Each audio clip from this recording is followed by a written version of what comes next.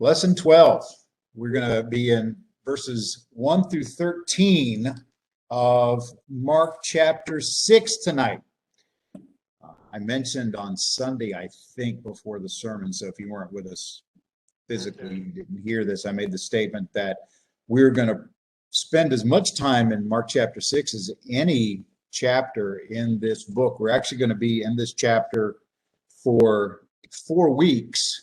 And it's really more because of the fact that the way that these different pericopes in this chapter are broken down, that it doesn't lend itself to combining them sometimes. For example, next week, we're really just going to spend the entire time talking about John the Baptist being beheaded and all the ramifications from that. And that's going to give us a chance, I believe, to branch out into the other gospel accounts as well. And then the next week, we're going to be in the feeding of the 5,000 and so forth and so on. So anytime that you're looking at a miracle that's in all 4 gospels, I think that requires a slowdown. So as opposed to going breakneck speed through this chapter the way we've done through some, we're going to be looking at a smaller chunk of verses each week for the next 4 weeks as we make our way through Mark chapter 6. So this week, we really have something. We really have 2 separate sections in this 13 verses. We have, first off, Jesus being rejected in his hometown, and then we'll look at the 12 being sent out, which is a pretty major event in the development of Jesus's earthly ministry. So let's look at verses 1 through 6 first. Mark writes, "Then he, Jesus, went out from there and came to his own country, and his disciples followed him.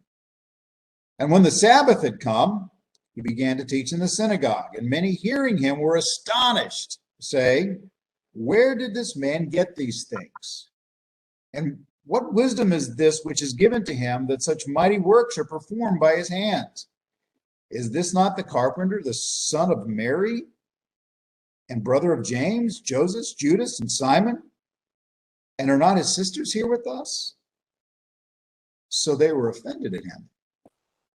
But Jesus said to them, 'A prophet is not without honor except in his own country, among his own relatives, and in his own house.'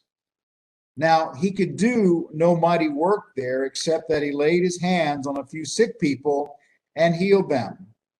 And he marveled because of their unbelief. Then he went out about the villages in a circuit teaching." There's a lot here, and as I was studying this week, I was again struck by the fact that scholars are impressed, maybe that's not quite the right word, but I'll use it, with Mark's really unvarnished portrayal of Jesus. And there's certainly some sense that Matthew and Luke will sometimes backpedal a bit to not quite make it as stark as Mark does sometimes. And so again, I really appreciate Mark for that. So we see this visit to his, as it says, his own country, and really the wording there is his own town. And so Jesus is coming to Nazareth, but this time around, this isn't to see family. This isn't, hey, let's get together on Saturday and have a picnic. That's not what it's about. This is an official visit. This is Jesus the rabbi coming to Nazareth with his disciples. And so they are literally in the pathway of his evangelistic effort at this point. All right. So they are the subject town of Jesus's missionary efforts at this point. And so when it says, and you guys probably know this already, but it says this in verse 2, that the people were astonished with his teaching. And the wording there, the shading there, is that this is not just astonished like, wow, that's a great sunrise, but it's somewhat of resentment, almost to the point of, how dare he be here doing this? And their motivation for that is the fact that they know him. And so it it leads them to ask this question, and there's been some debate about this, and it's kind of lively, I think, that this comes about. And depending on, and if you guys have a different translation that says it a different way, I'd like to hear it. In verse 3, mine says, "Is this not the carpenter, the son of Mary?" Anybody got something different there?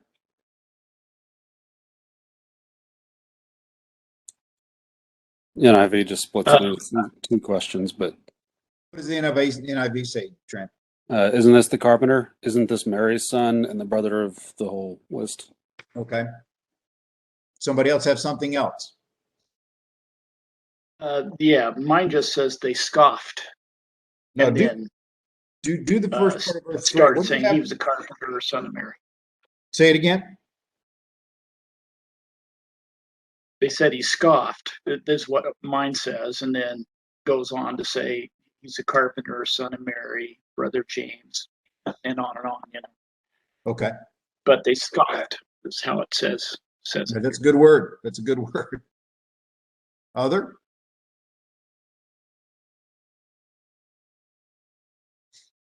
Even Mark. Look back at.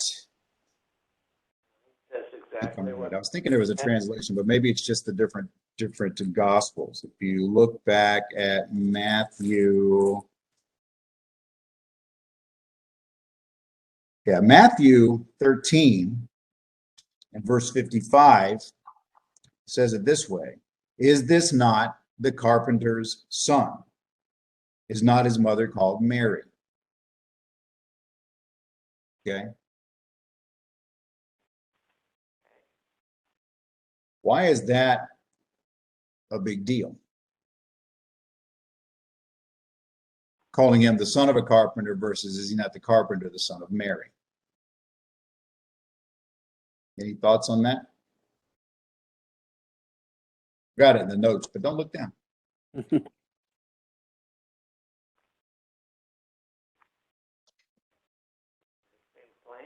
While you're kind of rolling it around in your head, this Greek word for carpenter is the word teknon, and it's a much more general phrase than just carpenter. It's builder. It could even be sculptor, and so it's just kind of a general laboring type of craftsman, if you will, is the idea here. So we tend to think of him as a carpenter, but it might have been some shade off of that as well. Can also be young person. Yeah, sure can. Julius Caesar's last words really was "Kaisu teknon" to Brutus, meaning "you too, little kid." Yeah, that's which right. is actually a pretty insulting phrase, but indeed.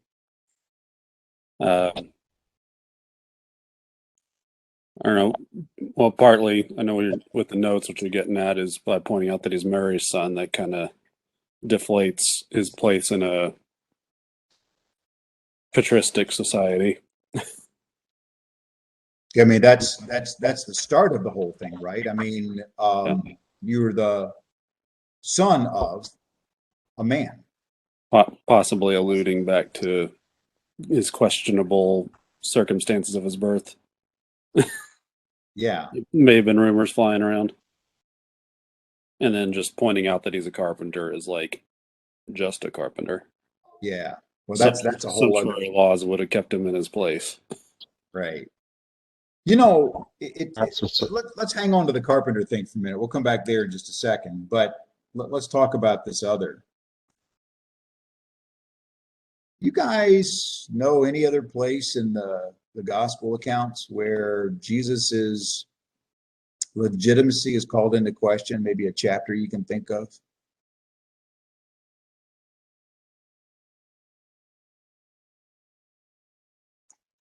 Bunch of them. Right book, Preston. Yeah.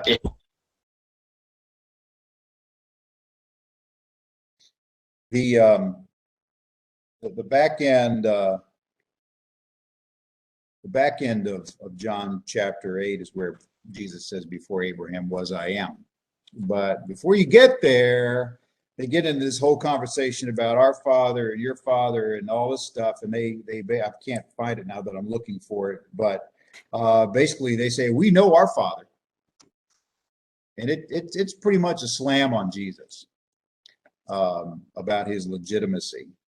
And you know, there's I think most New Testament scholars typically believe that there was some scandal whistling about because of Mary's situation that we understand at Jesus's birth. And so it's not beyond the stretch of the imagination to think that when the people were saying this, son of Mary, that there might have been a slight, as you were saying, Trent, there. It's my video keep dying.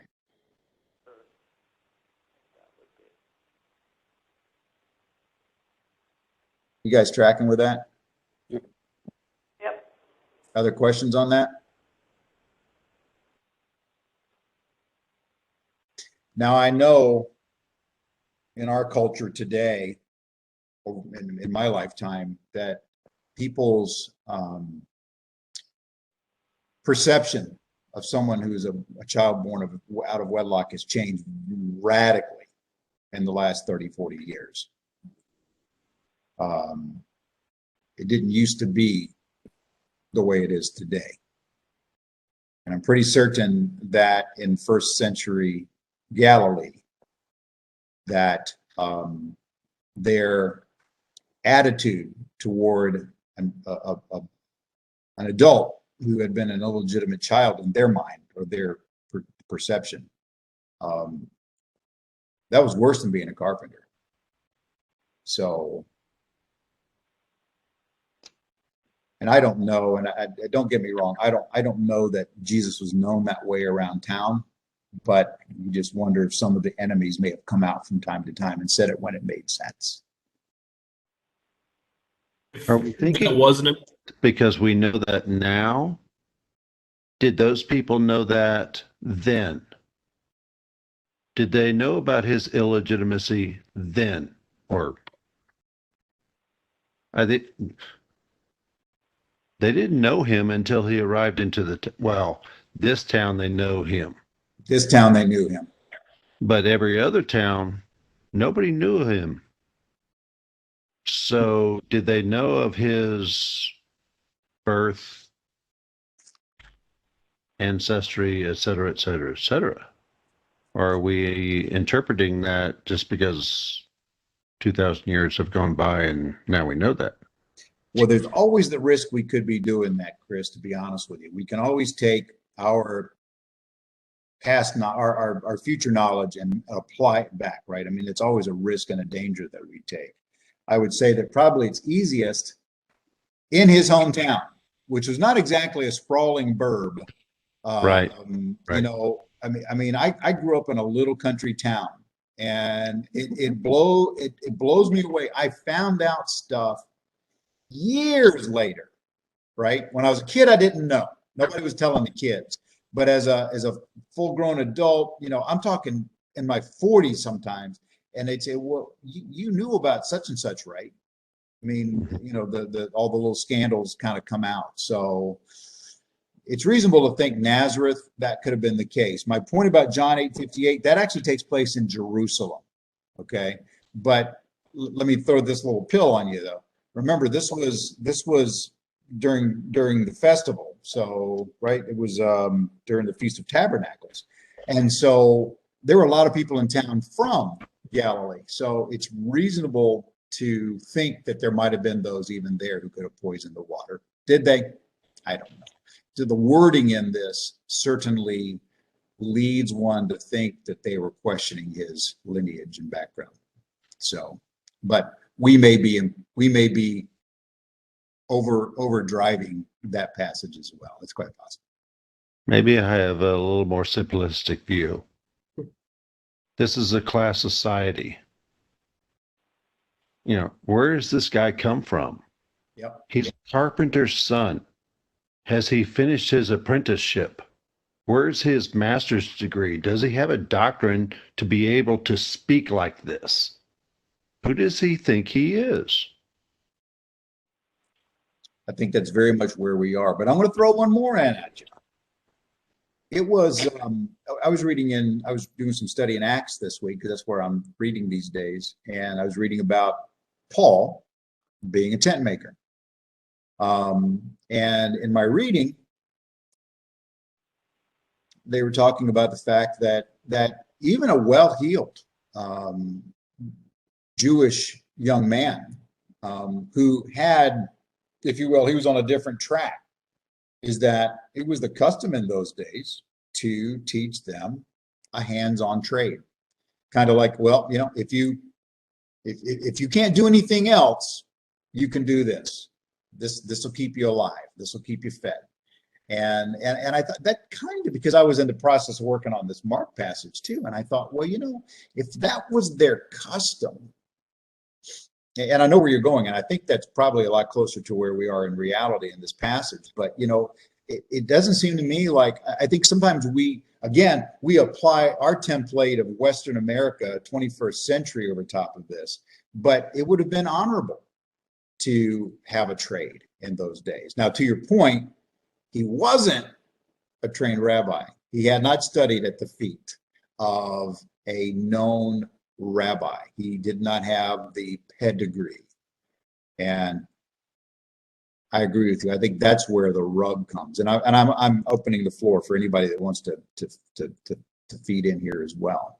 But how do you know that about his not being trained under?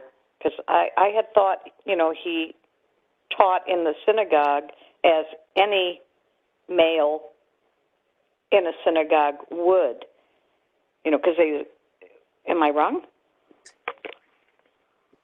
Well, there's so much silence we don't know. And I am speaking from the silence of Scripture, Paula. There's no indication anywhere in the Gospels that he had a mentor, a rabbi like that. And I'm talking about a rabbi from the perspective of following in his path to become a rabbi himself. Okay, I'm not talking about being taught in the synagogue. I'm talking about, you know, taking on the yoke of a rabbi and following his teaching and going that route. And that's where they were so surprised, because he spoke with authority, right? He didn't speak as in, well, Rabbi such and such says this, this, and this. He spoke with authority as if he was the author of the word. And so that's kind of my take on that.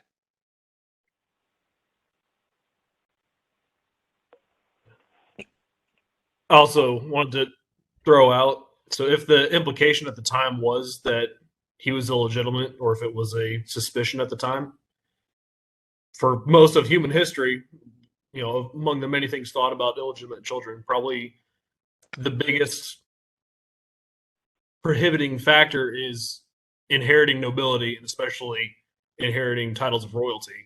And at this point in his ministry, he's talking about his kingdom is on the way. He's coming into his kingdom. So that was probably an immediate all stop on everything.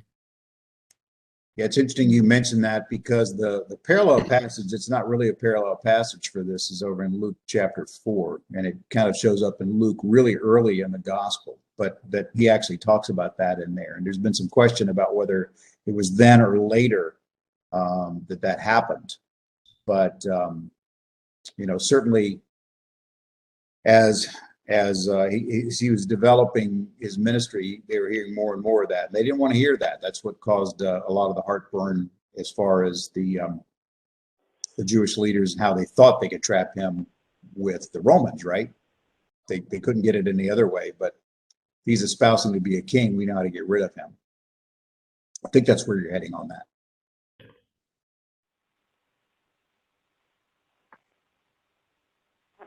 I mean, kind of a countervailing, it's nuance, and technically it's used as part of the whole perpetual virginity of Mary, so I'm not going into any of that. Please. But there's some idea that maybe Joseph had been much older when he was born, so maybe he's out of the picture by this point, because he kind of disappears out of the rest of the gospel account. Yeah. It's possible that he was just much older and even dead by then. And so the only family member they would have known was Mary, and therefore drop Mary's name instead of Joseph just as a matter of familiarity. Nothing, which nothing case to hang then any hats you're- on. Just, I'm sorry, go ahead. nothing to hang any hats on. It's just Right. possible that they're not making a huge paternity test deal out of it. It's it's just the fact that the wording changes from gospel to gospel that gets people going, well, why is that? But I think you guys are banging more on the, and Chris started this salvo, is they're banging more on the fact that, how is it you are doing this? We didn't see you get all of this information, and yet here you are as a rabbi doing this, but you just don't have the credentials to do this kind of thing. Yet in other places, they do call him rabbi. Indeed, they do. Indeed, they do. Isn't that interesting? Teacher, right? So here's the thing about the people in Nazareth, though. Don't miss it. I put the word here in quotes. The people were scandalized by Jesus. The word offended is in my translation, the last sentence of chapter 3. So they were offended by him. That word is scandalizo. They were scandalized by Jesus positioning himself the way that he did in the synagogue. Okay. It was a scandal. I asked the question, what are the reasons these people are so bothered? I think you guys have already answered that question, so we don't need to linger there. Well, I've got another side to that, though. All right. I was reading not C.S. Lewis, but about C.S. Lewis earlier, and something stuck out that kind of we've all had this feeling, and this is just a great way of putting it into words. So he's talking about people who read literature, but just kind of think about somebody with big ideas, like Jesus walks into the synagogue. So those of us who have been true readers all our life seldom fully realize the enormous extension of our being which we owe to authors. We realize it best when we talk with an unliterary friend. He may be full of goodness and good sense, but he inhabits a tiny world. In it, we should be suffocated. The man who's contented to be only himself and therefore less a self is in prison. This is from Experiment in Criticism. Later he goes on, I see with myriad eyes, but it is still I who see, here as in worship, as in love and moral action, and in knowing I transcend myself, and am never more myself than when I do. And what I'm getting at is, this is the most transcendent person that's ever lived. Like, in literally the definition of the word transcendent. Indeed. This guy knows a little bit more about reality than anybody else. Yeah. And sees it from all the angles and knows all the things, and he sees these, if we talk about the passage in Isaiah that Luke mentions in the similar account, or whatever else he would have been talking about in front of these people that sets them off. It's not just that he might be blasphemous, and it's not just that he might be uppity. It's they have no way of getting out of their own little tiny world that they live in and appreciating what they're hearing. We've all thought of that whole small town country bumpkin trope that, don't get uppity, don't get above your raisin, and here you are talking about all these big words and stuff.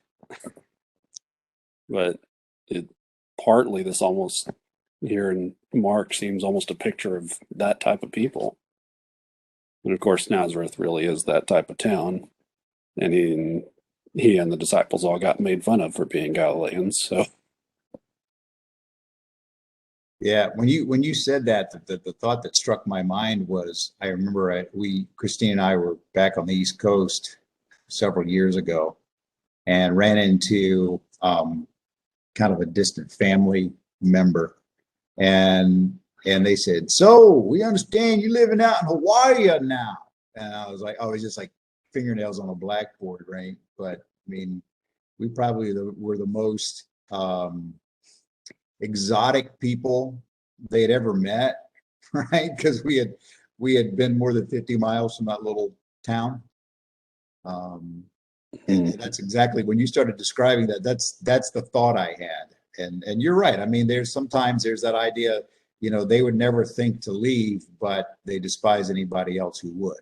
Except to go to Jerusalem, but right. And then you beat feet right back because Jerusalem's a terrible place to go. Right? Yeah. That's what they're thinking. I'm not saying that. But, right. Yeah, but yeah. But to add to Trent's point is they're going to Jerusalem out of duty, Right. but not out of the discussion that Jesus has with the woman at the well in Samaria, because that's kind of what's missing from this whole beginning verse presentation. What's missing is what makes it look like this very transcendent individual is talking to bumpkins who can't relate. But if they possessed the reason for their sojourn to Jerusalem, that would have created a bridge that would have made Jesus less amazed. That's going to follow. Yeah, but even the woman at the well, she was asking questions. She was engaged. Is that your point? She was engaged, and they weren't. They were offended. And she was engaged to the point where the clicking happened. She was engaged to the point where the light bulb went off, and she didn't need the practicality to help make a connection with Jesus. The bridge got built because of what is missing in this passage that we're going to get to in a couple of moments. Sure. Well, I don't know why my video keeps stopping. I'll kind of stop it and start it, and we'll get it going. In a very real sense, I mean, people leave home and they come back, and they want you to stay right where you were.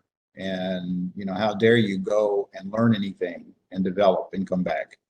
There are the practical issues of that as well, and that's why I think it's so poignant what Jesus says in verse 4. I remember I used this on a guy years ago. He was talking about how he had gone off to school and gotten a good job and was respected in his career and he was a business consultant, and he had come back. I think the story went that he had come back to his hometown and was consulting for a business in that town, but of course he was still a little rusty. And I remember I looked across at him. I said, well, a prophet's not without honor except his own nation. And he kind of looked at me like, because this was a business meeting, and he stopped and looked at me, and then he's like, yeah, you're right. So, the fact is that Jesus, don't be offended, guys. Jesus' statement was not original at this point. This was a truism that was floating around the Middle East and the Roman world at that time, and it could be applied to different things. So Jesus was just taking a known truism and applying it to his very real situation at this point, that you could replace it. And as a matter of fact, somebody made the observation that a parallel saying here could be familiarity breeds contempt. Right? I mean, that's the essence beneath what Jesus is saying here. It's like, well, they just think they know me too much to be able to hear what I've got to say. Is kind of the bottom line. But he said it in a much more Christ-like way than I just did. So there you are. This is the point that I think is so powerful, though, is that he says he could do no mighty work there. Mark is very frank about the words about the works that Jesus does or doesn't do in Nazareth. And it's interesting that where it says in verse 6 that he marveled. This is the only time in Mark's gospel that we see Jesus marveling at anything. Now, was he surprised? No, but it still doesn't mean that he didn't have to stand back and kind of shake his head and say, man. I put in your notes to note Matthew 8, 5 through 13 and Luke 7, 1 through 10. This is the opposite marveling. This is with the centurion where Jesus, he says, well, I tell somebody to do this or do that. They just do it. And it says Jesus marveled at his faith. It was the opposite of that. And really, in all the gospel accounts, all four, these are the only three verses that I found where Jesus marveled at something. And two of them were positive. One of them was negative. And that was the lack of faith that the people had in Nazareth. Which leads to the question, because I think we need to drill down on this a little bit. Because it says Jesus could do no mighty work there, and that gets the enemies of the gospel going. See, I told you. What keeps Jesus from doing more in Nazareth?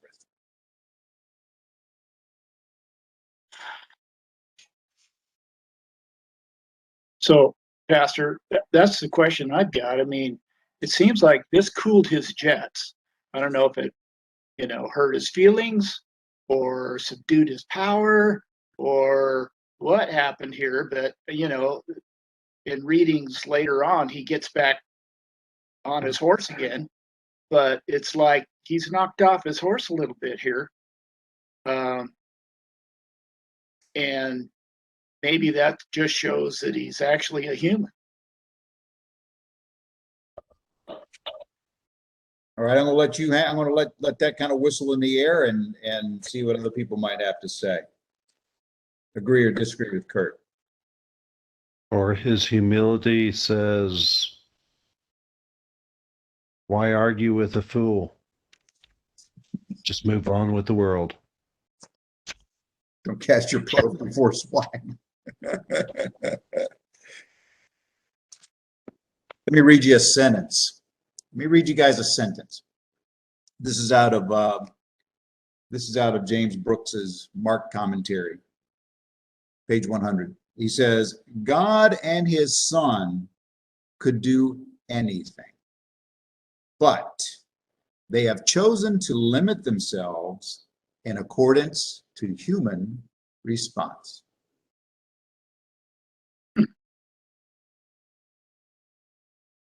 You guys want to give me any big concepts on that one? Sounds like exactly what's happening here.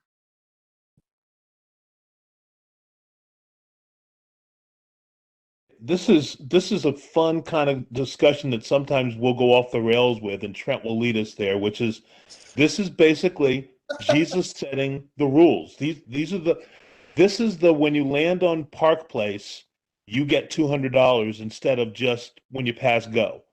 It's not that Jesus can't do, it's that Jesus confines the doing based on what the precept that's been set up is, and that is this concept of faith.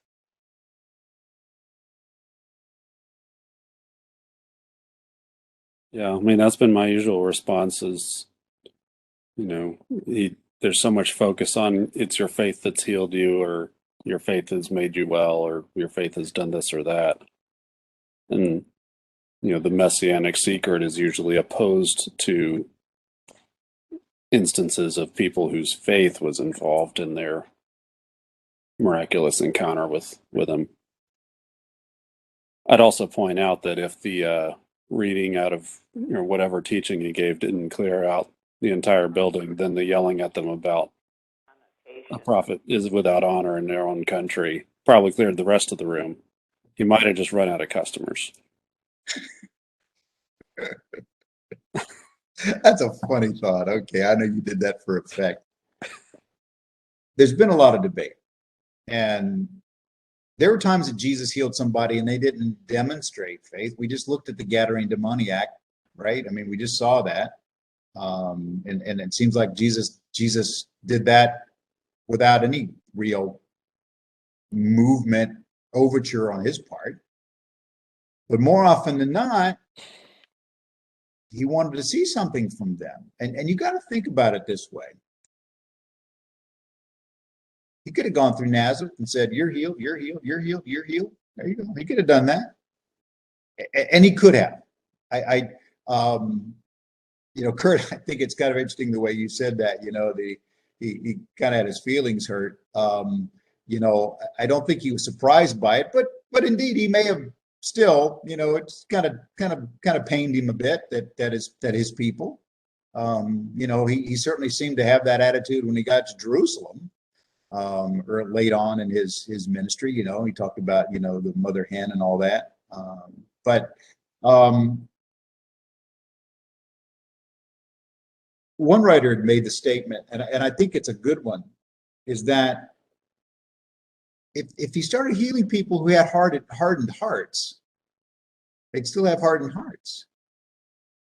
There would be no change in them. I mean, the whole point of healing them was not just to heal them. The healing was to give him an entree into their lives. And if there was no move toward him, then, and these are my words, he's basically just rewarding them for what? They don't believe in him, they despise him, but, well, great, he healed me. Thanks. I mean, it's kind of like petulant children, isn't it? You know, kids lots of times, you know, just expect you to heap stuff on them. I mean, it's like the two boys in A Christmas Story. You know, they're cool with the toys and stuff, but they get the shirts and the clothes and they're like, yeah, and then that's out the back, right? I mean, we've all seen kids do that. It's like, you know, we work pretty hard for those too, dude. And so Jesus wasn't operating in a quid pro quo perspective. Don't get me wrong about that. But he was looking for people to move toward him in some form or fashion. I think you guys would agree with that. I mean, this wasn't just an exercise to heal Israel. And it was, so when there was no faith shown, he wasn't going to stick around, because in essence, he'd be rewarding their hard-heartedness. And they would still have the same hatred or distrust or lack of appreciation for him when he left. And so there would be no entree for the gospel message. He could have. And I say big ideas. I mean, it's the difference between the sovereignty of God and the free will of man, right? I mean, God can always operate. God can always operate. God is all powerful. Nothing is impossible with God. God can do anything he wants to do. But again, he often chooses to operate based on the receptivity of humanity. You don't want to be saved? Don't be saved. Say what, Trent? He's also already come 99% of the way at this point. If he's standing in front of you, here I am. Seriously, what more do you want? Yeah, he's done the whole kenosis thing at this point, right? I mean, he's standing on earth in front of you. Good point. You sit here demanding all these things, and you're like, what do you mean? I'm already here. Yeah. I've already done this much. Well said. Want lunch, Trent, and we're going to see that coming up soon. Not only do they want lunch the next day too.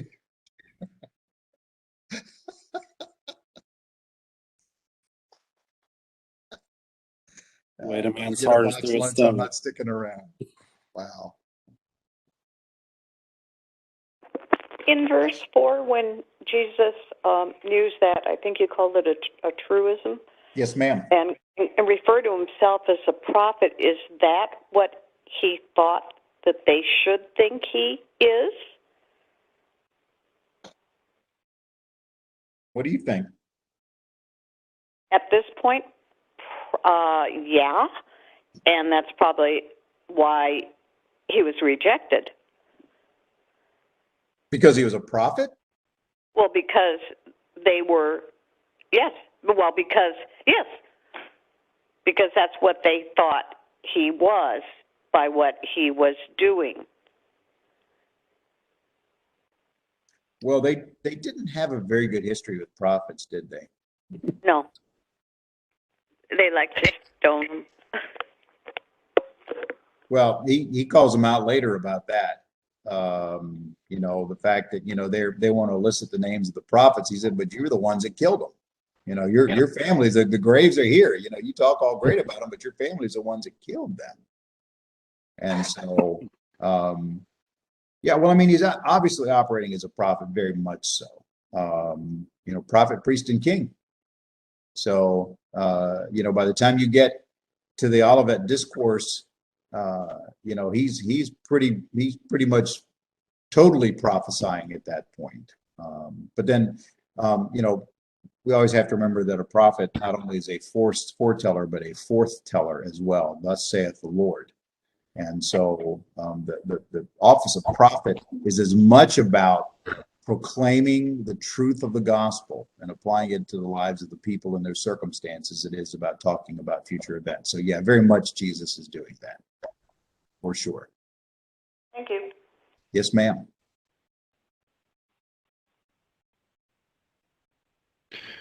Change the word prophet to some other descriptor. Yeah, that's where the truism comes in. Mm-hmm. Expert. I'm an expert.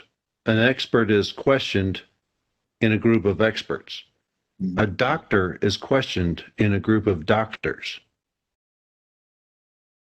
Yep. They're questioning a group of farmers too, but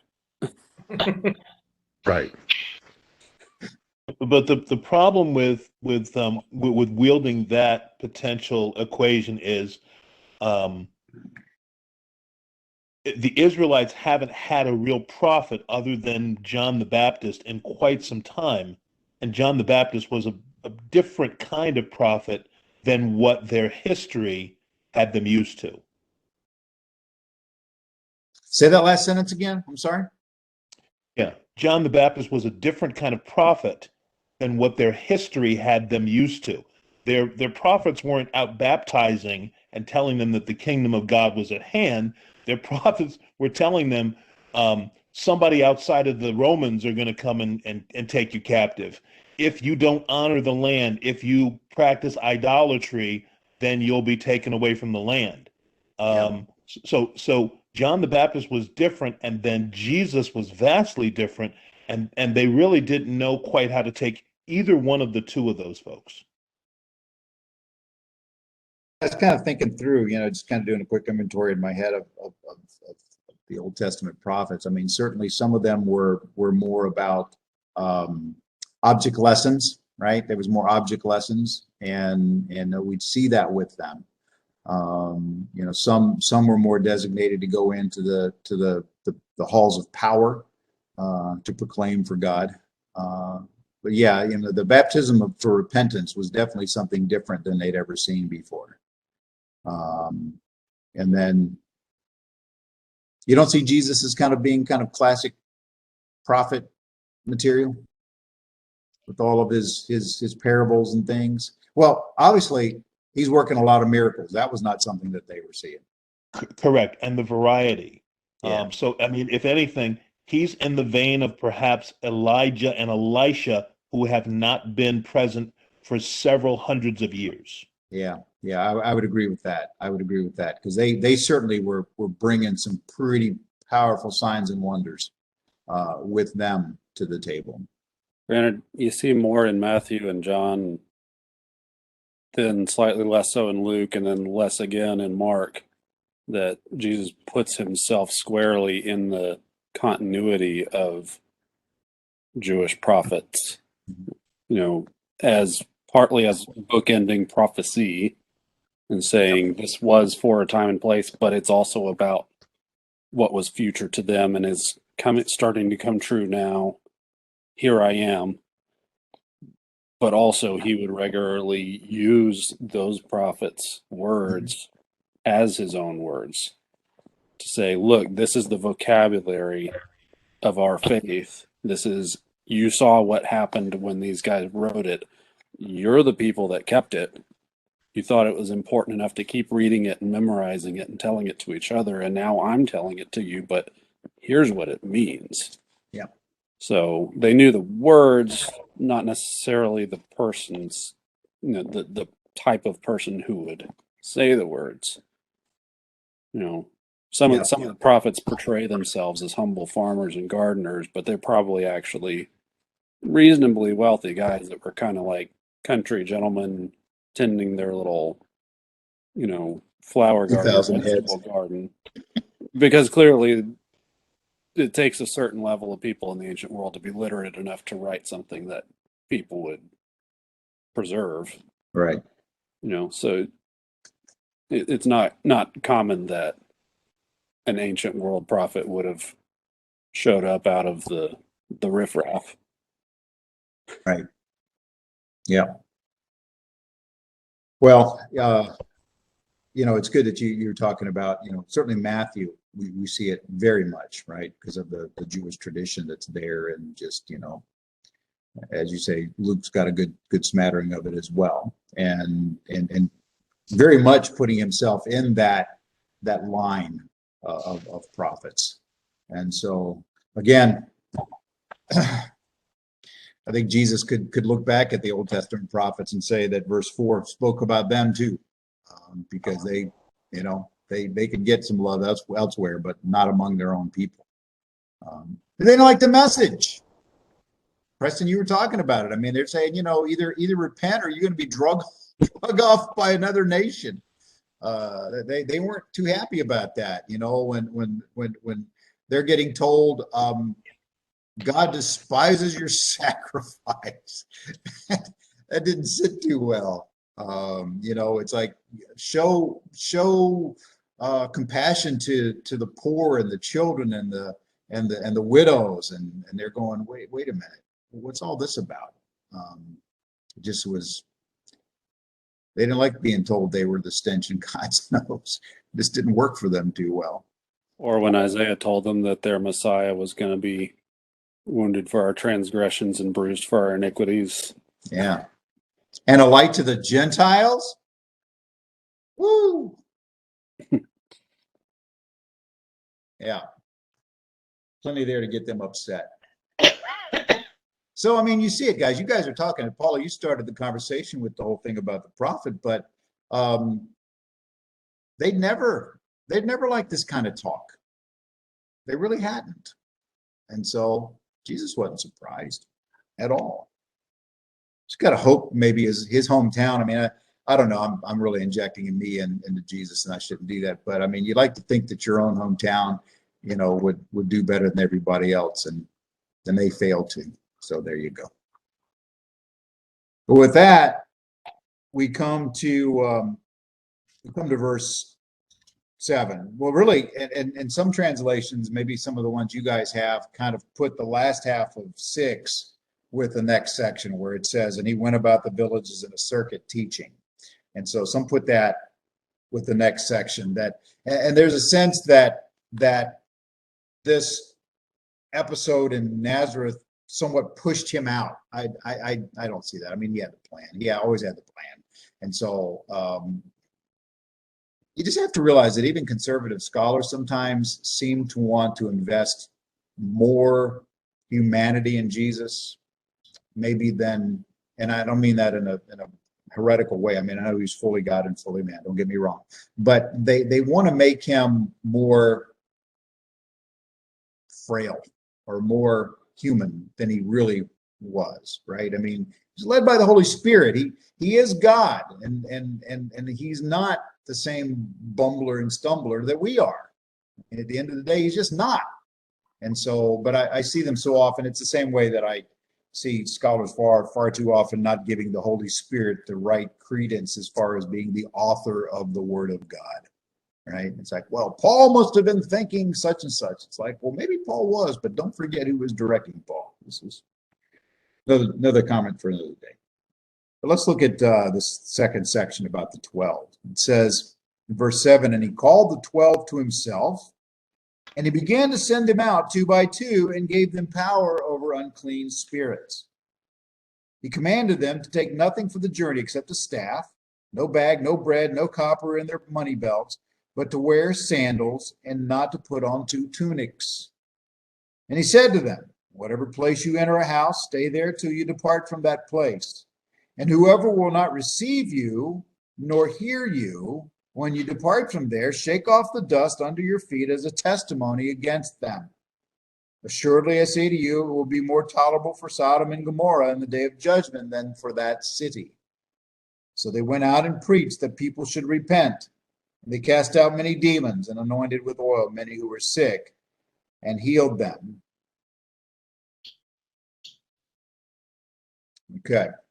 This is going to kind of sandwich in. We'll see kind of the back end of this next week or 2 weeks from now. We'll see the kind of back end when they show back up after this. This is really the next logical step, right? He had told them early on, "You'd be fishers of men." He'd called them. He'd started to teach and develop them, and now it is time to send them out. Standard discipleship process. I've shown you, and now you're going to go out. And there's that other, I don't know, you guys have probably heard it, I do it, and you watch me, and then you do it, and I watch you, and then you do it. And so they've gone through that process, and now they're out on the field doing what the Lord has called them to do. Most writers seem to think that this really was an official commissioning, and they kind of ride that on the fact that when it says he began to send them out, that word is where we get our word. That's a verb version of our word apostle, sent out ones. And so that this is a commissioning that he says, now go. I could have answered this, but I said I'd let you guys answer. Why did he send them out 2 by 2? What was the reasoning for that, do you think?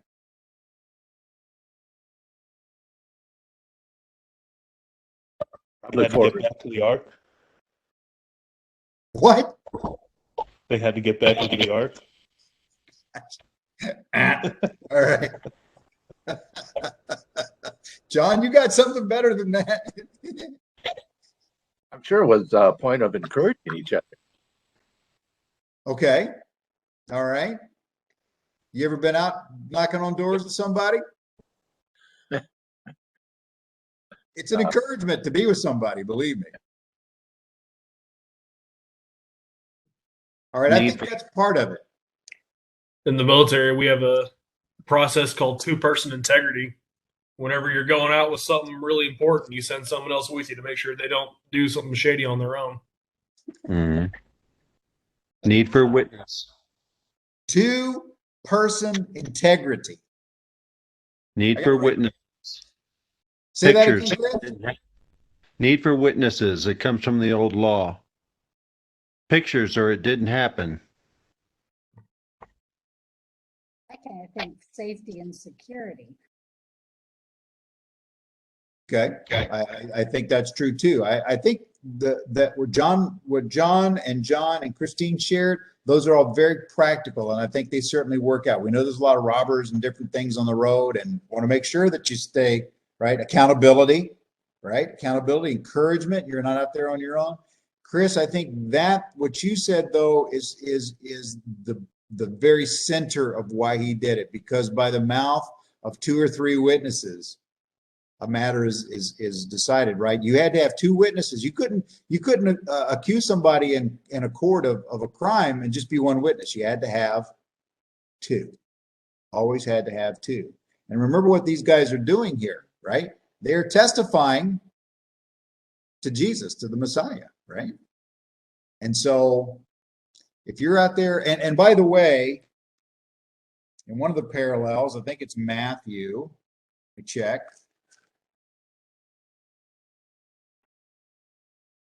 He says in verse 5 of Matthew 10, he says, do not go into the city, and I'm sorry, I'm going to read it again.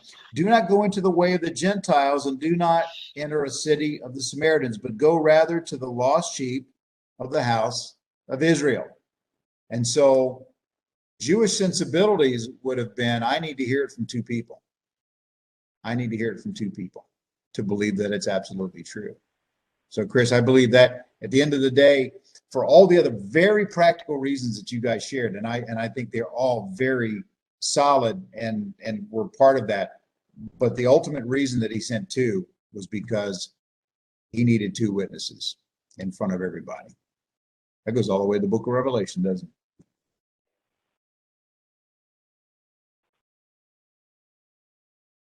Other thoughts?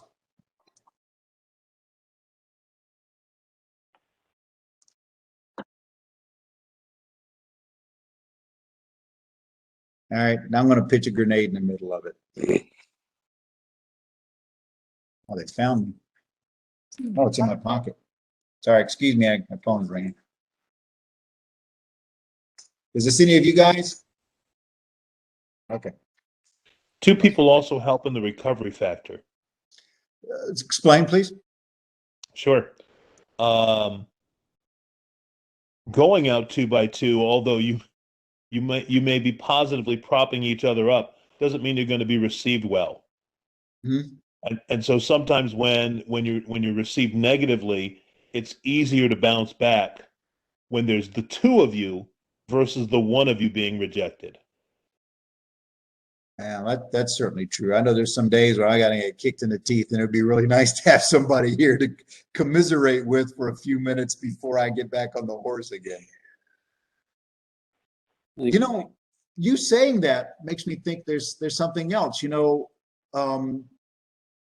there's wisdom in a multitude of counselors. We know that. And so, you know, you wonder if there may have been times where, you know, one looked at the other and said, all right, what do you think, man? Is this the house we stay with? Do we go? Right. And so there is that opportunity to bounce that off of each other as well.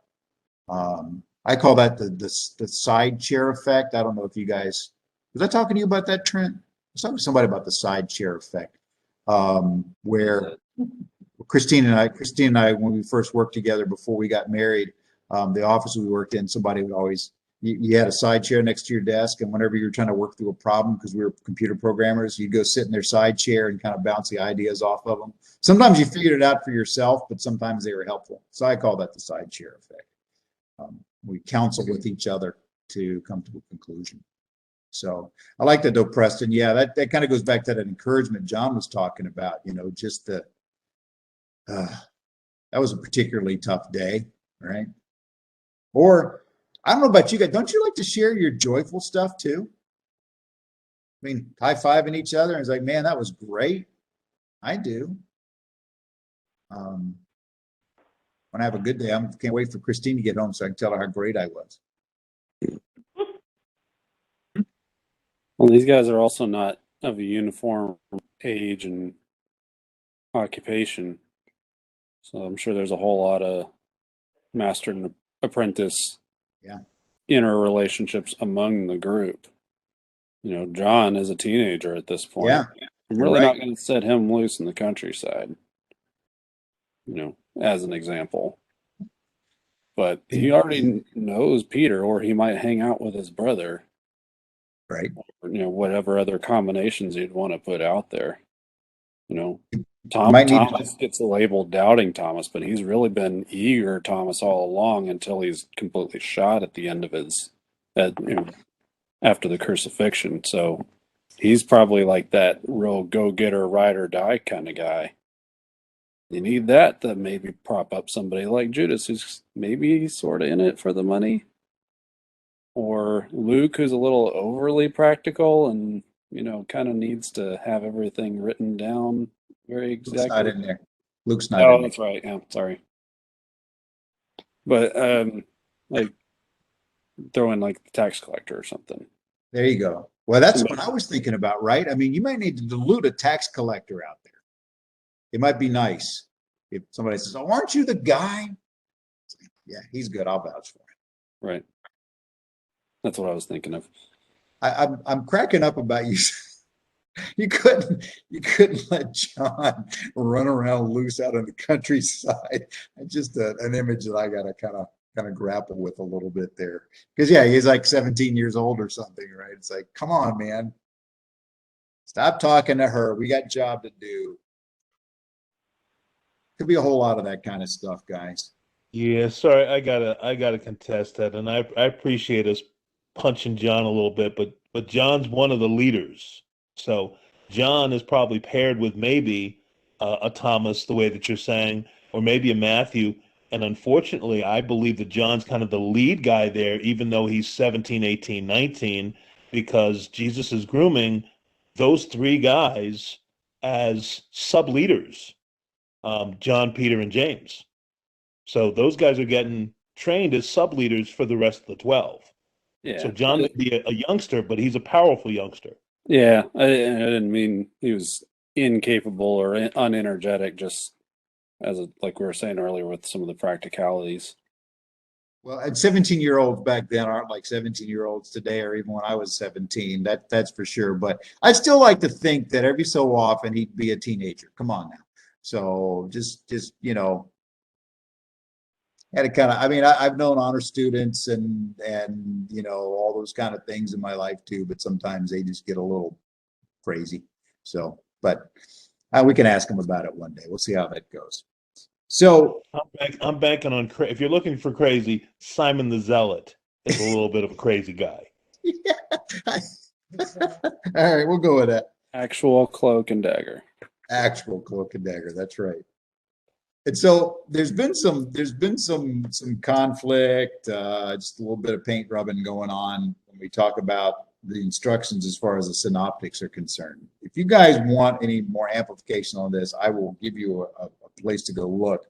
But and maybe it's just stretching a little bit much, but you see where Jesus says, take nothing except these things, but then you in verses 8 and 9, but then over I believe it's in Matthew where he says, don't take a staff, but where he says take a staff, and like people are going, I knew there was a conflict, but there are those who've written about this, and among them is Gleason Archer. You guys know Gleason Archer?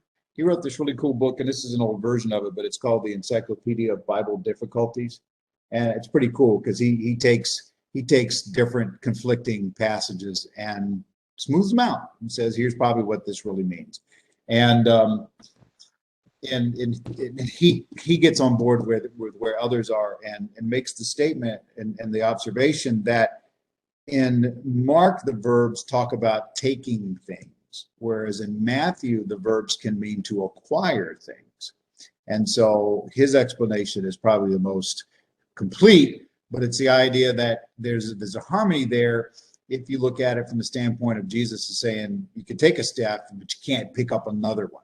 And so that's kind of the idea there. So if you look back at Matthew, you look at Mark, you look at Luke, and you see some variety there and maybe even some conflict. It could be in the underlying language. And I think the larger lesson there is that we are operating in a language that's not the original language. And I think that's where a lot of people run into problems when they start to talk about conflicts and things in the Bible. It's like, well, to really get the clarity, you sometimes have to go back to the original language to see what it's talking about. And so it's, again, the general principle when it comes to Bible interpretation or your own vision of the Bible is give the Bible the benefit of the doubt. Go do your work. And so that kind of shoots in the foot, the fact that maybe the only thing you ever need to study the Bible is just the Bible. It helps to have some other helps along the way as well. And so not that you can't learn everything you can think of through the Word of God, but sometimes it just helps to know below the surface of the English Bible. So just wanted to say that out loud. If you're interested in Encyclopedia of Bible Difficulties, that is definitely available still for sale. And page 326 in my version is where it talks about that. He actually has a long section about comparing Mark 6 with Matthew 10. I thought that was cool. I always do that whenever I kind of go, I check out Gleason Archer because he's pretty good. He's a pretty good compendium of that sort of thing. Here's what's under all of it, though. Don't take this, don't take that, don't take this, don't take that, don't take the other thing. Bottom line is depend on God. Depend on God. That's what your reliance should be on. Not about, getting like I do when I travel. Christine is actually the lighter traveler than I am. She will have a smaller bag than me. I do not seem to be able to pack lightly. I am terrified about my trip in the fall to Europe because I don't think I can carry enough. And she has severely saddled me with a size restriction. So I'm going to stink for days, I think. So, but There's this dependence. Sorry, too much information. I'm sorry. They have indoor plumbing in Europe. You said they've got washers and dryers. Well, Yeah. washers. You're just blowing it for me now. So amazing fashion designers are there too. So go there with what you can and go with one and come back with three. Chris, I like the cut of your jib, brother. I'm digging that. I'm really digging that. I want me some pointy Italian shoes, man. That's what I want. So I will be so out of place in Hawaii. Golly day. But so when I read this, that basically it was you had the coat on your back, you had your stick, you had your I was gonna say slippers, you had your sandals, and that's it, and that's where you go. And oh, by the way, when you get there, you're going to be living on the good graces of the people in that town, and so there really is this dependence on God for all that they were going to do. They were going to walk the walk, in essence, is what they were going to do. And what's interesting is he says to them, he says, in whatever place you enter, stay there. And so if you walked in, to whatever, I can't think of any Jewish names, but you walked into this, guy's house and they gave you hospitality, and maybe they had a decent room and she was a decent cook. And then you found out that a guy 3 houses down had a much nicer house and she was a much better cook. You weren't going to be doing that. And you think about that, there's a practicality to that, right? You don't want to insult people by moving from one place to another, looking for the next bump up. Where the Lord provided, that's where you stayed. And that was the idea. And you honored the home that the Lord had provided for you. I think there's a lesson there for us in 21st century America that, what the Lord provides may not be the Ritz. But if it's set, why are you shaking your head, Preston? There's a difference between the youth hostel and the intercontinentals in Europe. And I get what Jesus's precepts are, but I got to push back on that bad boy. That's why you're not one of the 12.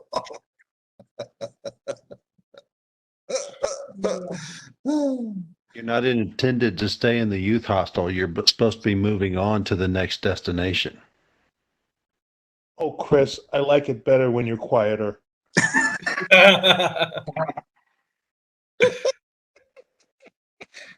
He's got a point there, right? I mean, if it stinks, right? I mean, if it stinks, well, Lord, I want to be there a short time and then I move on.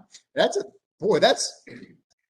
going to have to do a sermon series on this little section because there's a lot of teaching points in this if you really want to think about it. And I'm sorry, I'm going to use a kind of an overused phrase, but our sufficiency in Christ, right? I mean that's, and trusting him for all that we have. I mean, there's a real sense of that. And I know that sufficiency in Christ maybe means a little something different or more than that, but There's an opportunity for either a lesson or indictment for the people in those villages too. come on, to do talk with, about it. Greeks called it xenia, and I know I've mentioned that word before. Yep. But the whole culture of hospitality, at one point, Jesus has to go out of his way and tell people, when you came and visited in prison, when you fed me when I was hungry, when you clothed me when I was sick, all those things. If you do this to the least of me, then you did it also for me. But if you didn't do any of those things, et cetera, et cetera.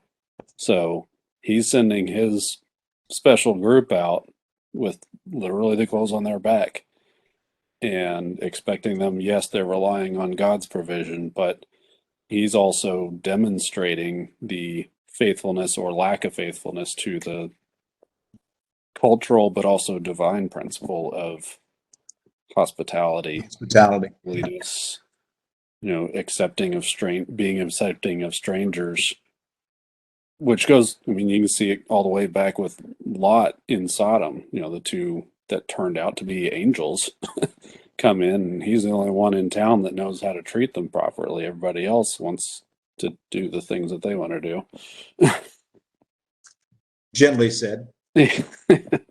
So it's, I think that's a consistent drumbeat, throughout. That's clearly a divine expectation of our behavior towards each other. I mean, God certainly is hospitable towards us in all of our failed, miserable nature. How simple is it for us to be a little bit hospitable to each other, even as strangers? Well, you bring up a really good point about the, for the one that you did the least of these, you did for me, and it really was the object lesson. And I think that's where the look toward judgment comes in verse 11 about Sodom and Gomorrah. I mean, that you're right. I mean, it exactly points to that there would be judgment for that. By the way, some manuscripts don't have that section, that sentence in Mark chapter 6, verse 11. It perhaps is there, but it may be a gloss because it is in Matthew and the parallel passage. And just so you guys know, sometimes what would happen is the scribes, as they would go through this, if they saw something lacking from one of the parallels, they just kind of gloss it over to the other. So, exactly where that falls, we don't know. But Matthew certainly records it. There's no question about Jesus saying that exactly the same circumstance, for what it's worth. I want to read you what James Brooks says about verse 11 about wiping the dust off your feet. And I've never seen anybody do this legitimately, but I've talked to Christians who used to go out door knocking, and having gone with people who would do this at the end of people's sidewalks if they would not receive them on the front porch to have them talk about Jesus. There's a lot of conversation about the fact that Jesus's instructions here were for this particular period, and they may not be transferable to us necessarily. And so, we always got to be a little bit careful about being too literal about that, and perhaps in our culture, doing it may be a little more offensive. But here's what Brooks says about it. He says, Jews returning to the Holy Land removed foreign dust from their shoes and clothing in order not to defile the land. So imagine that they're coming into Israel, and they stop at the border and they get the dust off, so they're not bringing that defilement into Israel. He said what Jesus prescribed was a symbolic action in the tradition of the ancient prophets to indicate first a warning and then a judgment if rejection of the message and messengers persisted. The action may also symbolize that a town which rejected the message of the disciples, listen, was not a part of the true Israel.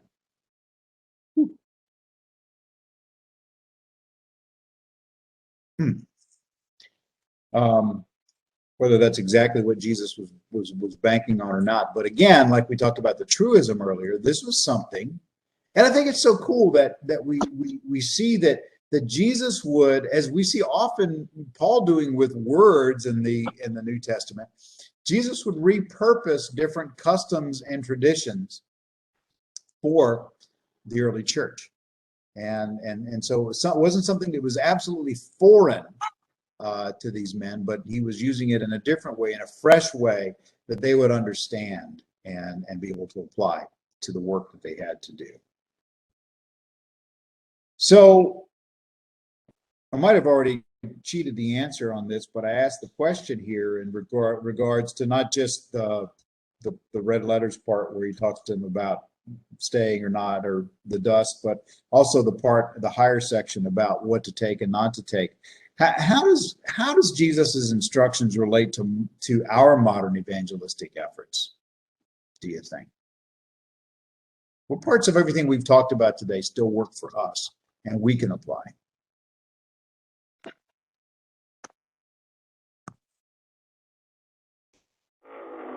Well, I mean, you can see in here that this is meant to just be, you could go out for the day and make a day trip of it. It doesn't have to be a production. It doesn't have to be something specially prepared for. Walk like you were going down to get some vegetables at the farmer's market, in their case. You have just enough to get down the street and back again. And whoever you meet along the way, that's who you meet, and that's who you talk to. Okay. I like that.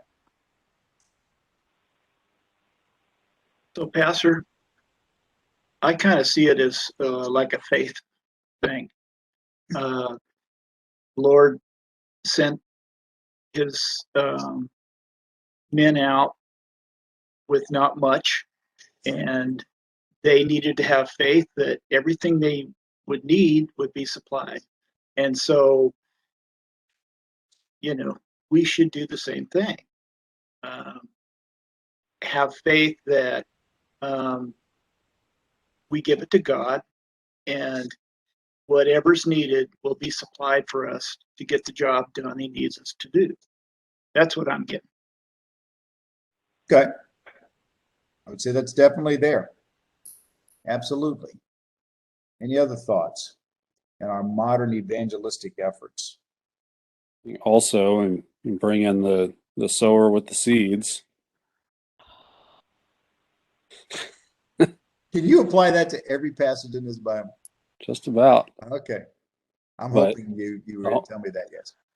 The whole idea that you're just throwing seeds and they're going to land where they land.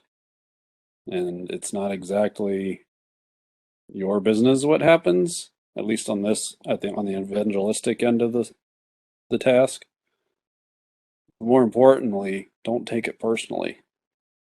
Yeah.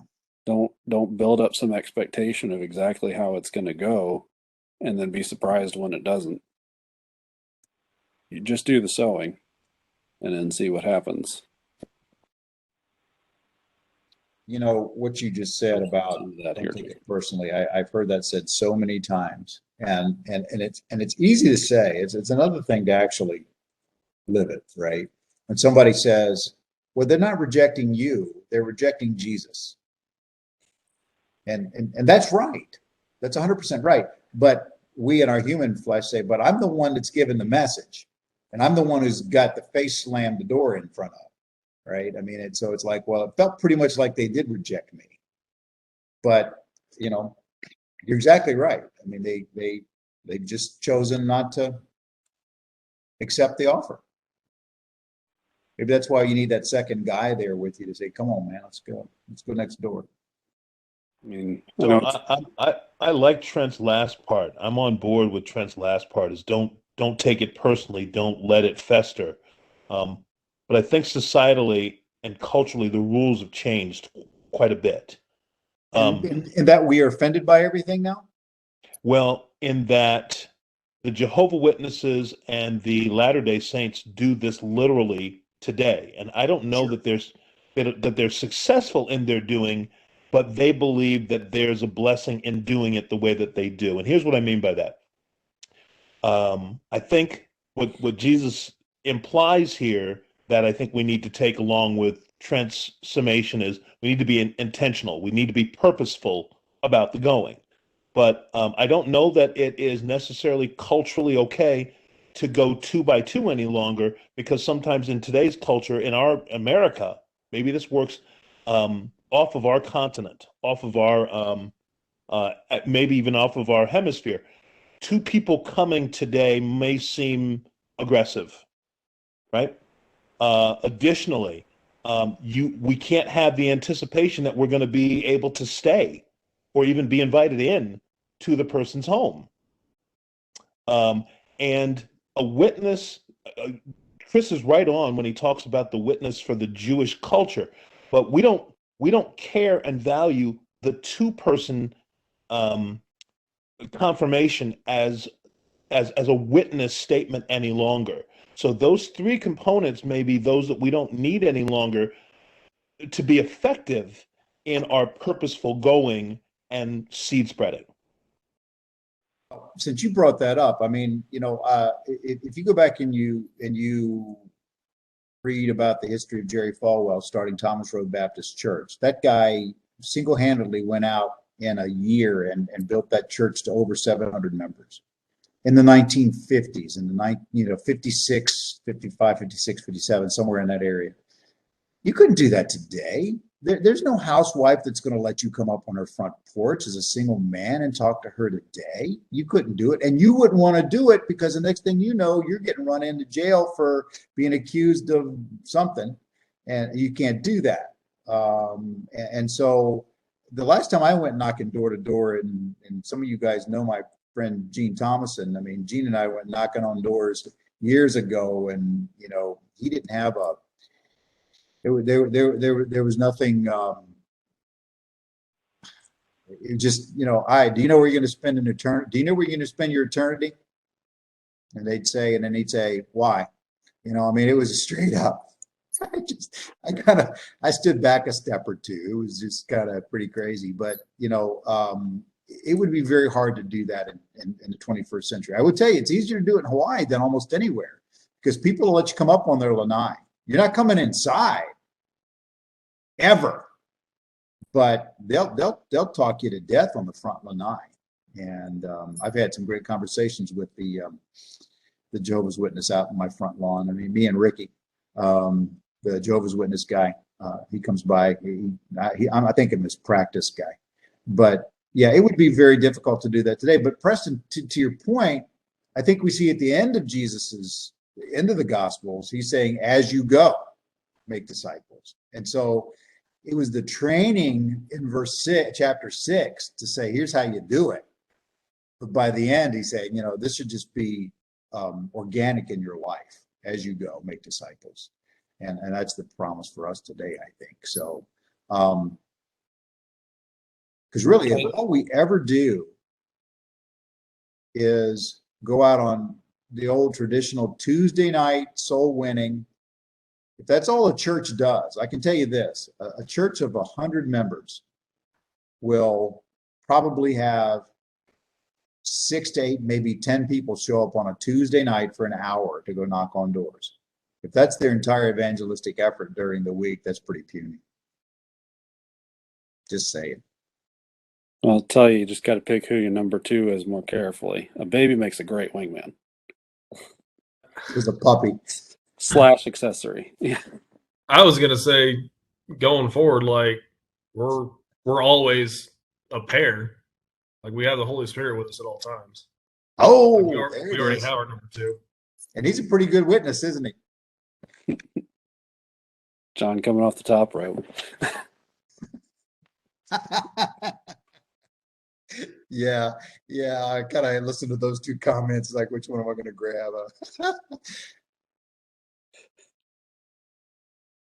All right. Other thoughts on that? That kind of went everywhere. Yeah, and I like that you compounded that with the Great Commission, is that we need to be purposeful, but going out soul winning 2 by 2 may not be the most effective way to do that, because that's not as you go. That's actually very premeditated, in the sense that it's not a natural occurrence. It's you're targeting a neighborhood, or you're targeting this community, when you're almost ignoring the place you shop, the place you get your hair cut, the gym you go to. And that's all of the purposeful, intentional as you go that we often neglect when we practice literally from the scripture, going out this way. I got, by the way, I just want to be honest with you guys. I have no problem going out door to door. I got no issue with that. Usually when I do that these days, I haven't done it lately, just because the hills are too hard. But normally when I'm going out knocking on doors, it's because we're inviting people to a church event, we're inviting people to something like that, or to inform them about something. Is typically more the way that I do it. And my kind of as you're going is you knock on their door and you say, hey, we're having a movie night, or we're having a book bag give out, or, whatever, we're having sunrise service or whatever like that. And the as you're going is say, oh, well, I used to go to church, but I don't really go anymore. And there's your as you're going. Now you're in the conversation, right? And so I take nothing away. I mean, if there's churches that are still putting guys on the street out there knocking on doors, God bless them. But yeah, it's got to be more than that, Preston, to your point. It's really got to be more than that, just that. Oh, another part that's not just the soul winning side of this whole thing. I mentioned it to you the other day, or like I've brought up the whole peripatetic school thing about Plato walking around with Aristotle and teaching them everything. Yeah. Sometimes this isn't about all the lost people out there, although That's part of it. Sometimes it's about, hey, I'm used to doing this thing and you're not. Let's walk you through your growth as a believer. We're out 2x2 because you need some confidence, you need some exposure, and you need some whatever. And it whittles me a little bit to say, hey, I'm the one like trying to bring somebody along and I'm going to pick something up off of that. Now you're talking about a lost art, Trent. You're talking about real discipling and real accountability and having folks not just attend a religion or a building, but actually be accountable to show progress and growth and a manifestation of the faith that they claim that they have.